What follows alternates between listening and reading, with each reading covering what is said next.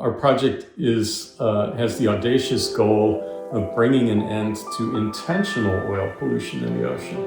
And this is something— What a worthy goal! This is something most people are unaware of.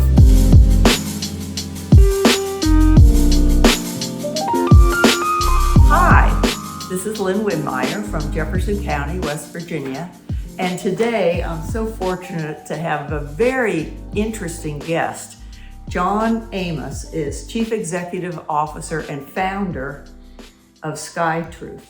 And SkyTruth is a nonprofit environmental watchdog of the global environment. And let me state that again, the global environment. And using satellite imagery, I'm just going to name a few of the projects that you've done. SkyTruth has exposed environmental disasters from oil spills to mountaintop removal to ocean pollution to illegal commercial fishing operations in protected waters. Mm-hmm. So the work he does is fabulous, but my first question is, here we are sitting in downtown Shepherdstown, West Virginia, in very modest offices.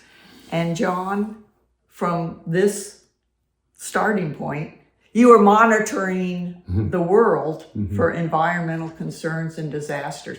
So talk a little bit about how you do that, and also talk a little bit about how you founded and why you founded SkyTruth.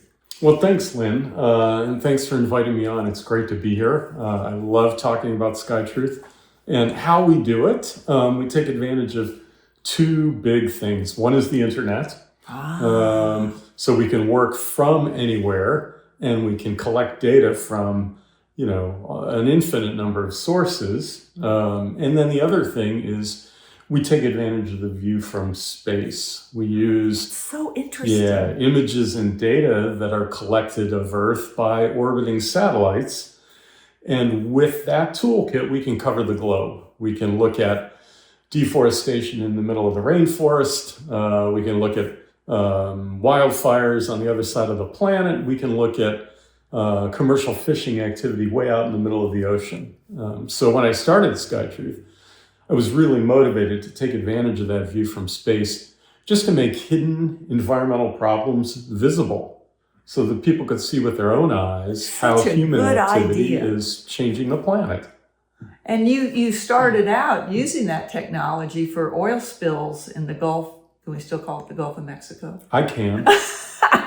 Anyway, so talk a little about that, because that was your big splash, I think. Yeah, we had actually been around for 10 years when the BP... When did you found it? 2001. 2001. Is when we started as a nonprofit corporation. And I started that in Arlington, Virginia, where I was living at the time, and then moved out to Shepherdstown soon after that.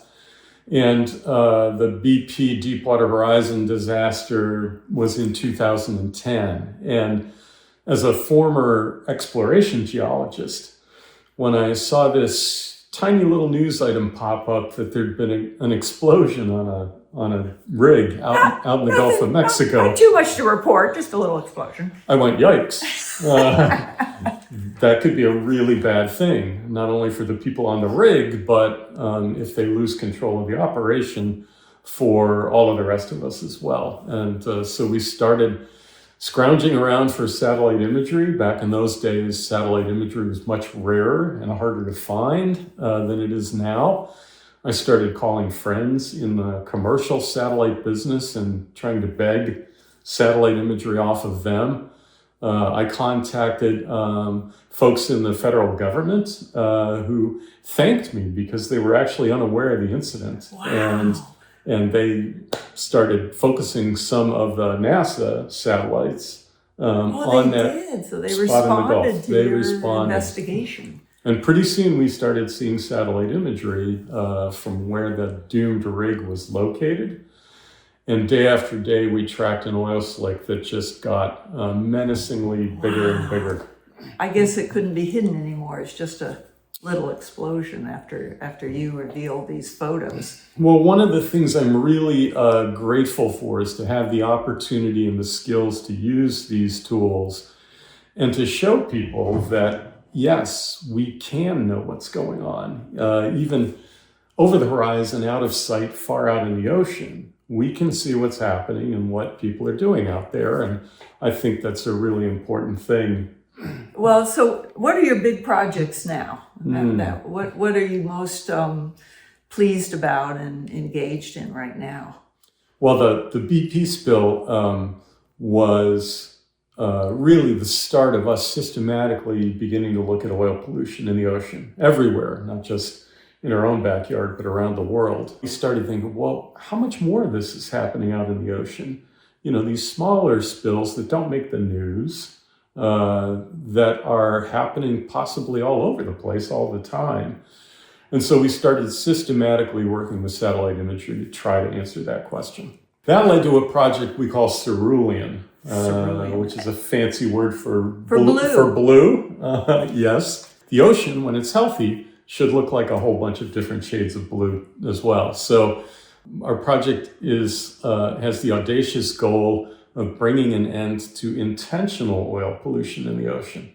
And this is something— what a worthy goal. This is something most people are unaware of, that every day there are hundreds of thousands of ships out in the ocean.